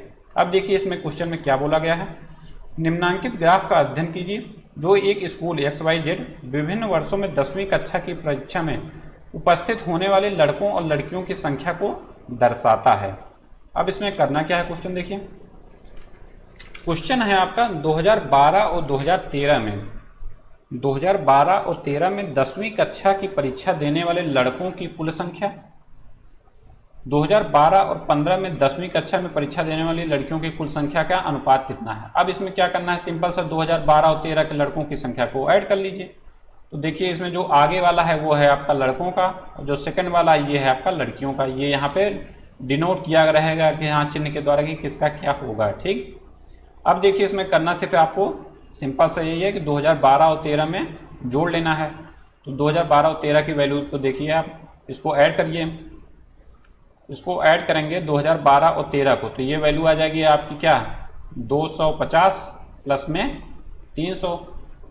2013 में ये है आपकी लड़कों की वैल्यू 300, 2012 में है कितनी 250 है। ऐसे ही आपको वैल्यू को जहाँ जहाँ जो जो बोले उसको देखते हुए जाना है, उसको इम्प्लीमेंट करते हुए जाना है, कार्यान्वित करते हुए अपने काम को जाना है। तो 250 और 300 को जोड़ेंगे, आपका आंसर आ जाएगा, वैल्यू आ जाएगी 550। उसके बाद क्वेश्चन में क्या बोला गया है, 2012 और 2015 में 10वीं कक्षा की परीक्षा देने वाली लड़कियों का कुल संख्या, उसको भी ऐड कर लीजिए 2012 और 15 को। तो इसकी वैल्यू कितनी दी गई है, इसकी वैल्यू दी गई है आपकी 325 प्लस में 325, इसकी वैल्यू कितनी आ जाएगी 650। अब 550 अनुपात में 650 यही पूछा गया है। अब इसको आप काटेंगे पीटेंगे आराम से आपकी वैल्यू आ जाएगी 11:13, यही आपका आंसर हो जाएगा। 11:13 कहाँ है, ऑप्शन बी में है। अब देखिए अगला क्वेश्चन, 2011, 13 और 15 में उपस्थित होने वाले लड़कों की संख्या का औसत, लड़कों की संख्या क्या निकलना है, औसत। 2012 में उपस्थित होने वाली लड़कियों की संख्या से कितने प्रतिशत कम है, तो 2011, 13, 15 का क्या निकालेंगे आप, औसत निकालेंगे। औसत निकाल लीजिए सिंपल से, 225 प्लस में 300 प्लस में आपको क्या करना है 375 बटे में 3 संख्या को जोड़ा जा रहा है तो 3 से भाग दे देंगे। अब इसको सॉल्व करेंगे, आपका गुणा भाग करने के बाद कितनी वैल्यू आ जाएगी 300।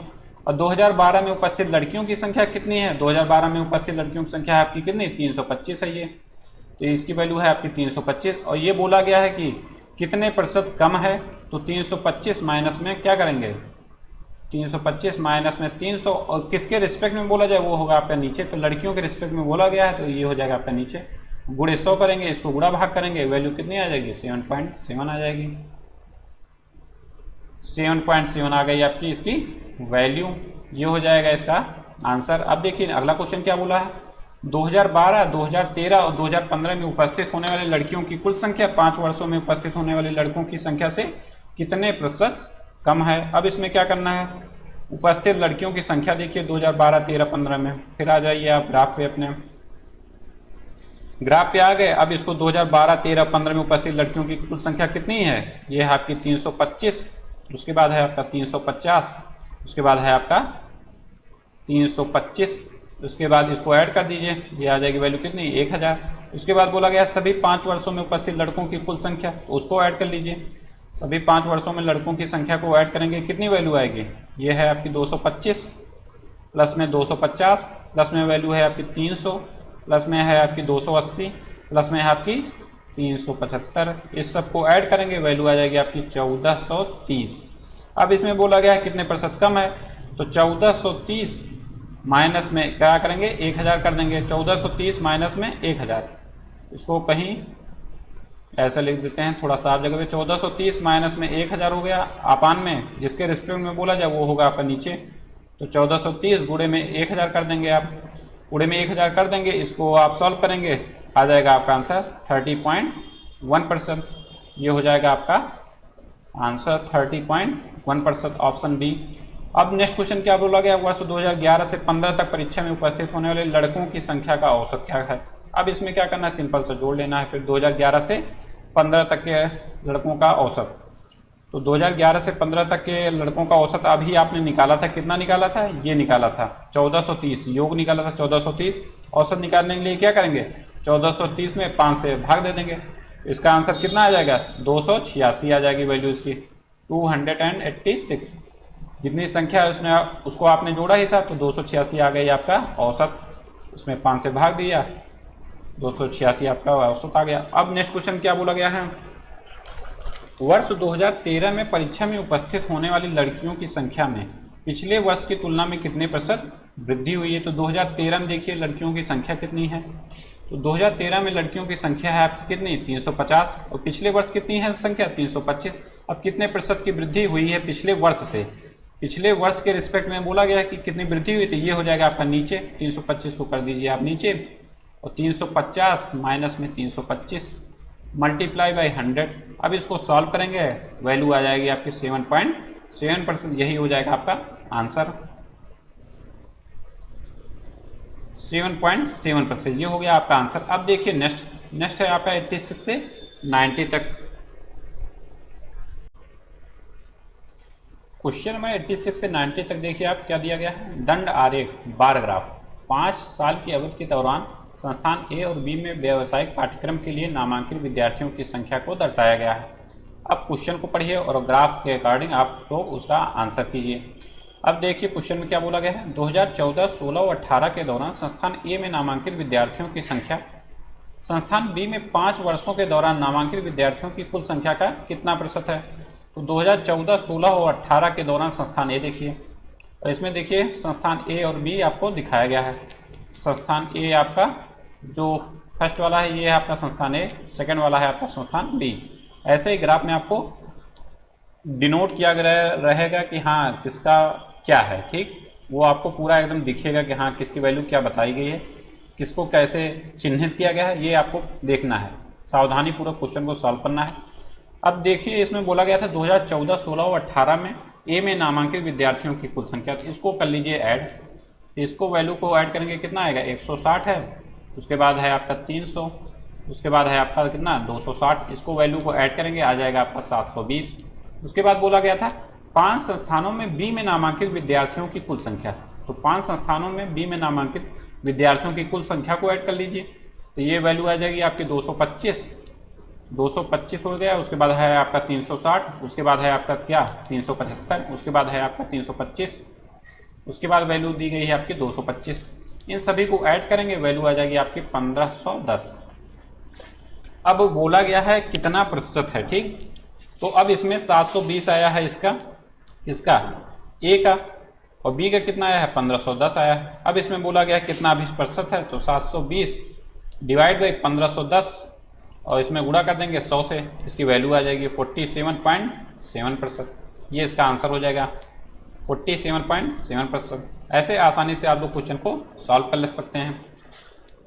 अब देखिए नेक्स्ट क्वेश्चन में क्या बोला गया है। किस वर्ष संस्थान बी में नामांकित विद्यार्थियों की संख्या उसी वर्ष संस्थान ए में नामांकित विद्यार्थियों की संख्या से x% अधिक है, जहां 25 क्या है less than x less than 30 है आपका।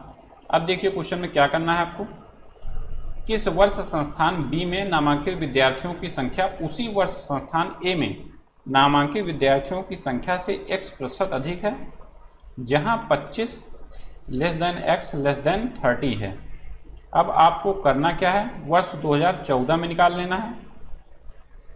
वर्ष 2014 में संस्थान बी में नामांकित विद्यार्थियों की संख्या संस्थान ए में विद्यार्थियों की संख्या से कितना अधिक है। तो ये है आपकी 225 माइनस में करेंगे कितना 160। 225 कहाँ पे है, ये आपका संस्थान बी का 225 2014 में आपको दिया गया है ये, और इसके बाद कितना बोला गया है कि हाँ कितने प्रतिशत नामांकित विद्यार्थियों की संख्या संस्थान ए के विद्यार्थियों की संख्या से कितने प्रतिशत अधिक है। तो इसकी वैल्यू कितनी दी गई है, 160 दी गई है। अब इसको आप लोग निकालिए, 225 माइनस में 160 करेंगे आ जाएगा आपका 65, और ये कितना प्रतिशत है, तो ये है आपका 65 में 160 गुणे 100 कर देंगे, वैल्यू आ जाएगी आपकी 40.63%। उसके बाद 2015 में संस्थान बी में नामांकित विद्यार्थियों की संख्या ए में विद्यार्थियों की संख्या से कितनी अधिक है, 2015 में देखिए। उसके बाद तो सब में घटा हुआ है तो उसको तो देखने का कोई मतलब ही नहीं है। तो 2015 में आप लोग देखिए, तो 2015 में आपका है 360 और कितने से है 280 से, ठीक। 360 है 280 से, तो आपको निकालना क्या है 360 माइनस में 280 करेंगे आ जाएगी वैल्यू आपकी 80, और कितने परसेंट है तो वो आप निकालेंगे 280 डिवाइड में कर देंगे, जिसके रिस्पेक्ट में बोला जाए वो आपका आ जाएगा नीचे, ठीक, और गुणे 100 कर देंगे, इसकी वैल्यू आ जाएगी आपकी 28.57%। अब इसमें बोला यही गया था आपका कि कितना ऐसा है जिसमें जहां 25 से कम होगा x की वैल्यू और 25 से मैक्सिमम होगा x की वैल्यू 25 से मैक्सिमम होगी, ये यहाँ पे बोला गया है। ये जो चिन्ह दिखाता है जिधर जैसे ये है x ये है 30, तो इसका मतलब ये हुआ कि ये जो x की वैल्यू है वो 30 से कम है, ये जिधर नुकीला रहेगा इधर वाली वैल्यू कम रहेगी, जिधर ये ओपन रहेगी उधर वाली वैल्यू अधिक रहेगी। तो अब इस अकॉर्डिंग इसका आंसर क्या होगा। अब इसमें दिया गया है 28.53% आ गया इसका 2015 का, अब इसमें बोला गया है कि 25 से ज़्यादा और 30 से कम, 25 से ज़्यादा और 30 से कम, तो यही वैल्यू आपकी आ गई आपकी आंसर 28.57%। आप चाहें तो और भी वैल्यू को ऐसे ही निकाल सकते हैं। इसका आंसर क्या होगा 2015, ऑप्शन बी। अब देखिए अगला क्वेश्चन। अगला क्वेश्चन है आपका वर्ष 2015 और 2018 में संस्थान ए में नामांकित विद्यार्थियों की कुल संख्या, 2014-16 में संस्थान बी में नामांकित विद्यार्थियों की कुल संख्या का अनुपात। अब इसको आसानी से आपको ऐड कर लेना है वैल्यू को। 2015 और 18 की वैल्यू को ऐड करेंगे संस्थान ए के, तो इसकी वैल्यू कितनी है, ये है आपकी 280 प्लस में 260, इसको ऐड करेंगे आपका आ जाएगा 540। उसके बाद 2014 और 16 में संस्थान बी की वैल्यू कितनी दी गई है, वो दी गई है आपकी 225 प्लस में 375, इसको ऐड करिए, ये आ गया आपका 600, ये वैल्यू आ गई आपकी 600। अब इसका क्या निकालना है, अनुपात, इसको भाग दे दीजिए, 540 भाग में 600, आपका आ जाएगा 9:10।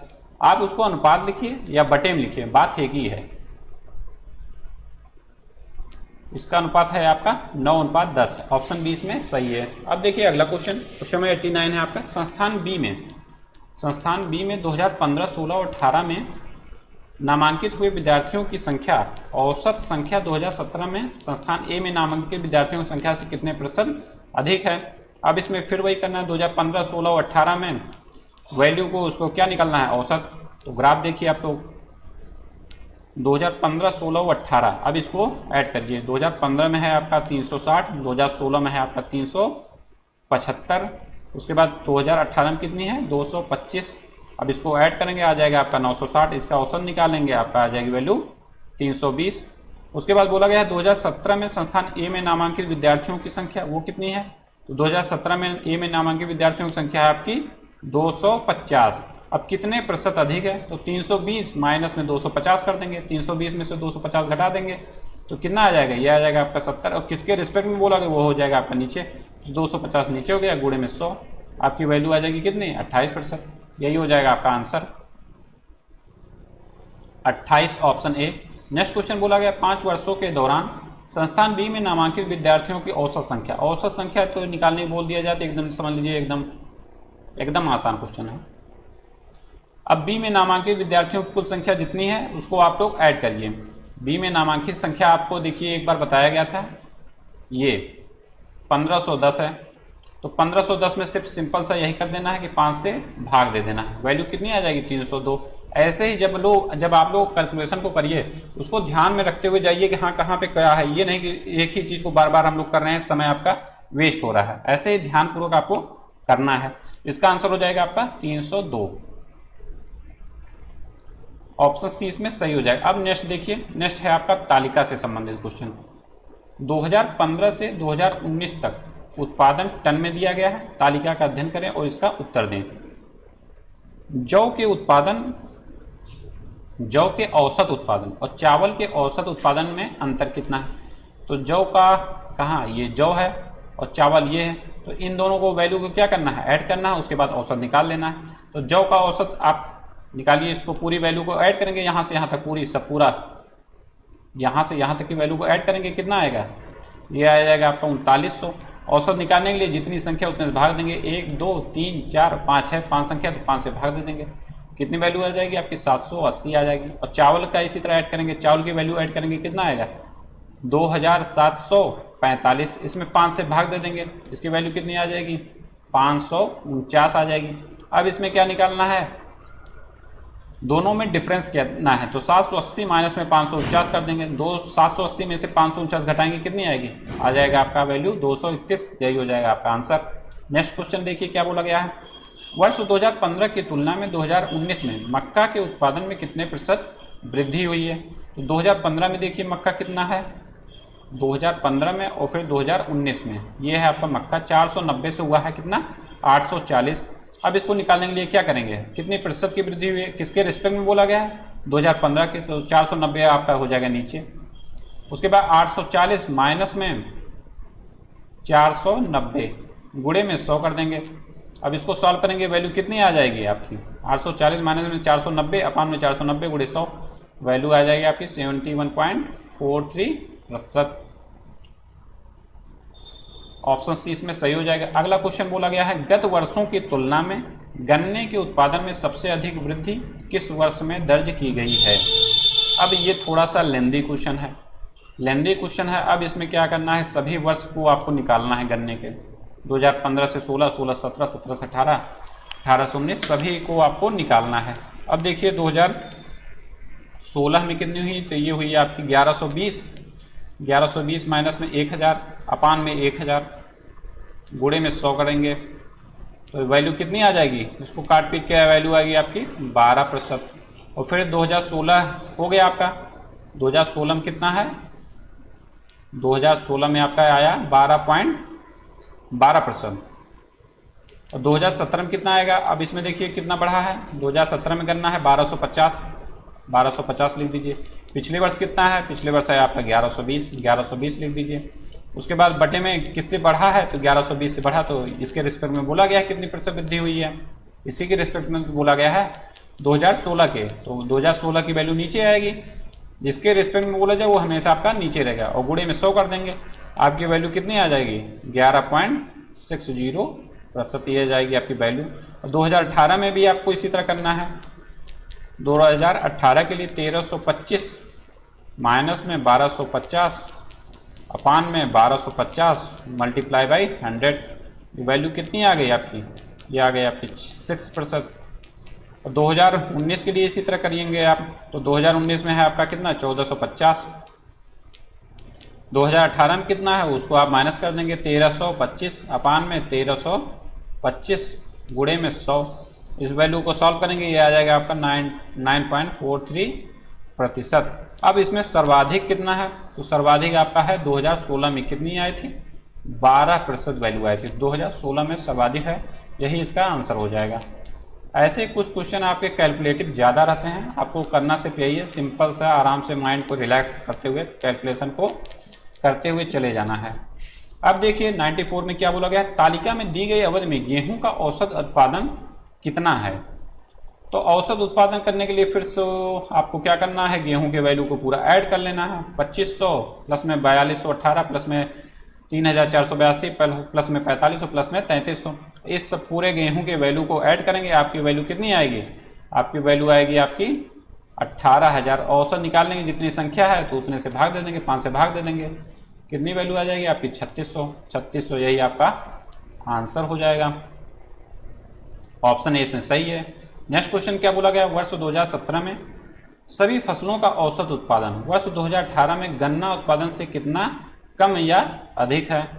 तो इसमें क्या करना है, 2017 में सभी फसलों का औसत उत्पादन आपको निकाल लेना है, सभी फसलों का 2017 का 17 ये है, इसमें इधर से ये वैल्यू इसको पूरा ऐड कर लेना, इस सभी को पूरा आप लोग ऐड करेंगे तो इसकी वैल्यू कितनी आएगी, ये वैल्यू आएगी आपकी 6627। और ये संख्या कितनी है 5 है, 5 को वैल्यू को ऐड किया गया तो औसत निकालने के लिए 5 से ही भाग दे देंगे, और 6627 में 5 से भाग दे देंगे, ये वैल्यू आपकी आएगी 1325.4, यही हो जाएगा आपका आंसर। नहीं सॉरी, इसके बाद इसमें कुछ और बोला गया है, ये बोला गया 2018 में गन्ना उत्पादन से कितना कम या अधिक है। तो 2018 में आप गन्ना का उत्पादन देखिए, 2018 में गन्ना का उत्पादन है आपका 1325, अब ये बोला गया है कि उससे कितना अधिक या कम है। तो अब इसके लिए आपको क्या करना है, 1325.4 में से 1325 से आपको माइनस कर देना है, आप इसको घटाएंगे आपका वैल्यू आ जाएगी 0.4, ये हो जाएगा आपका आंसर 0.4 टन अधिक, ये हो जाएगा आपका आंसर। ऑप्शन डी इसमें सही हो जाएगा। नेक्स्ट देखिए क्या है, नेक्स्ट तालिका है उन छात्रों की कुल संख्या शामिल है तालिका में जिन्हें आईटी कंपनियों ने फर्स्ट सेकंड थर्ड द्वारा लिया गया है, साथ ही कॉलेज PQR इसके लिए छात्रों का प्रतिशत भी दिया गया है। अब इसमें क्या करना है, कंपनी सेकंड और थर्ड, कंपनी ये है आपकी first second and third, company second और थर्ड द्वारा कॉलेज आर से लिए गए छात्रों की संख्या का अंतर क्या है। आर ये है, आर में आपको बोला गया है सेकंड एंड थर्ड,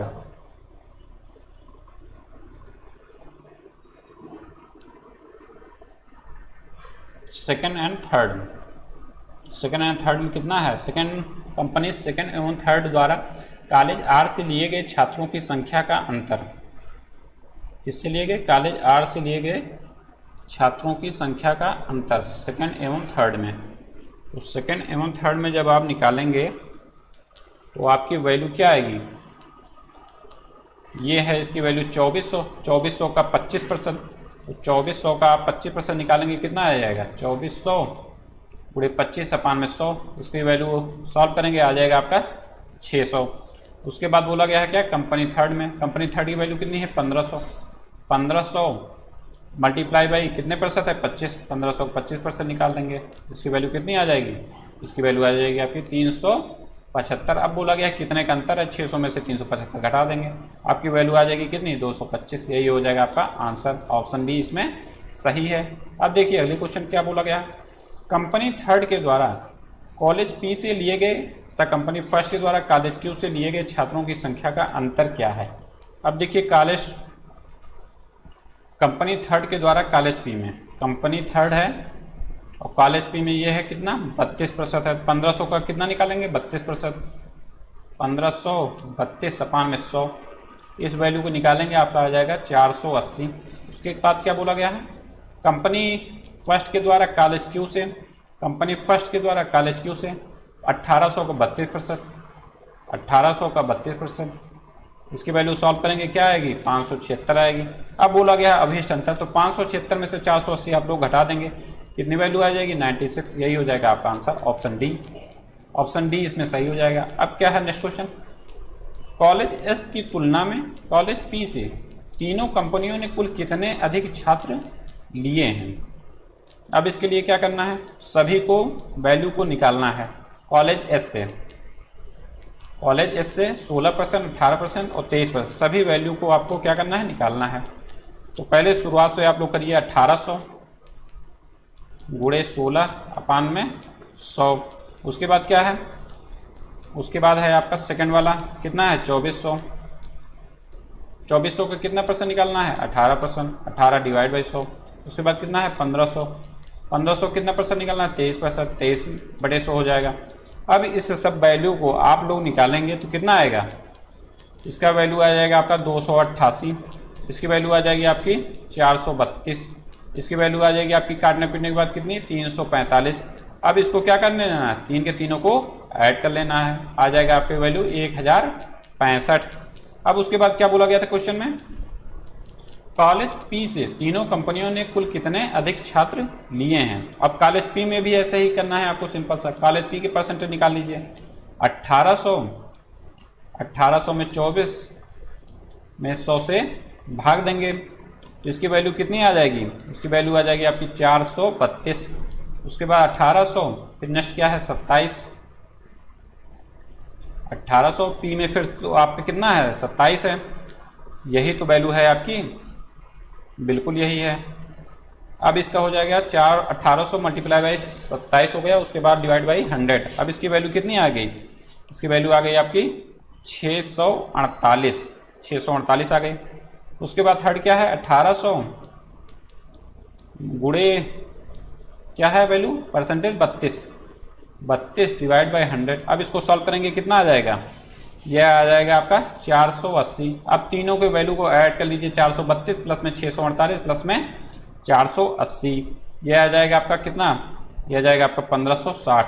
यह आ गया आपका किसका पी का, और इसका आपने कितना निकाला है 1065 निकाला है। तो 1560 में से 1065 आप लोग क्या कर देंगे माइनस कर देंगे, कितनी वैल्यू आ जाएगी 1560 में से 1065, ये वैल्यू आ जाएगी आपकी 495, यही हो जाएगा आपका आंसर, ऑप्शन डी।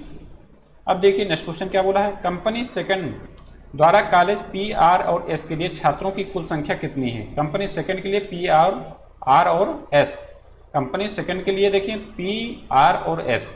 अब इसका क्या निकालना है, परसेंटेज निकाल लेना है। और फिर से आपको क्या करेंगे परसेंटेज निकालेंगे। 2400 का आप लोगों ने देखिए यहाँ पे परसेंटेज निकाला है, 2400 का कितना निकाला है 27।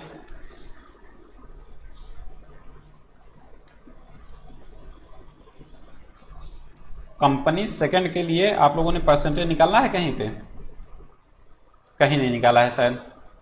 तो आप लोग फिर से इसको निकाल लीजिए। कंपनी सेकंड के लिए 2400 मल्टीप्लाई बाई 27/100, इसकी वैल्यू कितनी आ जाएगी? इसकी वैल्यू आ जाएगी आपकी 648। उसके बाद फिर से 2400, नेक्स्ट परसेंटेज कितना दिया गया है? 30 डिवाइड बाई 100, इसकी वैल्यू कितनी आ जाएगी? कंपनी सेकंड के लिए, सॉरी क्यू का नहीं दिया गया है, कंपनी पी का दिया गया है। उसके बाद आर का निकालना है, उसके बाद एस का निकालना। तो आर की वैल्यू कितनी है परसेंटेज में? 25 है। तो 25 डिवाइड बाई 100, इसकी वैल्यू कितनी आ जाएगी? 25 डिवाइड बाई 100 करेंगे, इसकी वैल्यू आ जाएगी आपकी 600। उसके बाद एस की निकालना है, तो 2400 गुणे में 18 डिवाइड बाई 100। अब इसकी वैल्यू कितनी आ जाएगी? इसकी वैल्यू आ जाएगी आपकी 432। अब इन तीनों को ऐड कर लेना है। इन तीनों को ऐड करेंगे, 432 को, 600 को, और कितने को ऐड करेंगे? 648 को। ये वैल्यू निकाली गई है। तो इन तीनों को ऐड करने पे आपका आंसर आ जाएगा 1680। 1680 हो जाएगा आपका आंसर। अब है ये आपके पेपर का लास्ट क्वेश्चन 100। कंपनी आई के द्वारा कॉलेज पी और एस से दिए गए छात्रों की संख्या कितनी है? कंपनी आई नहीं, सॉरी, कंपनी फर्स्ट द्वारा कॉलेज पी और एस से लिए गए छात्रों की संख्या कितनी है? सिंपल सा उसको ऐड कर देना है। तो कंपनी आई के द्वारा कॉलेज पी से लिया गया है, सॉरी कंपनी फर्स्ट के द्वारा कॉलेज पी से लिया गया कितना परसेंट? 24%।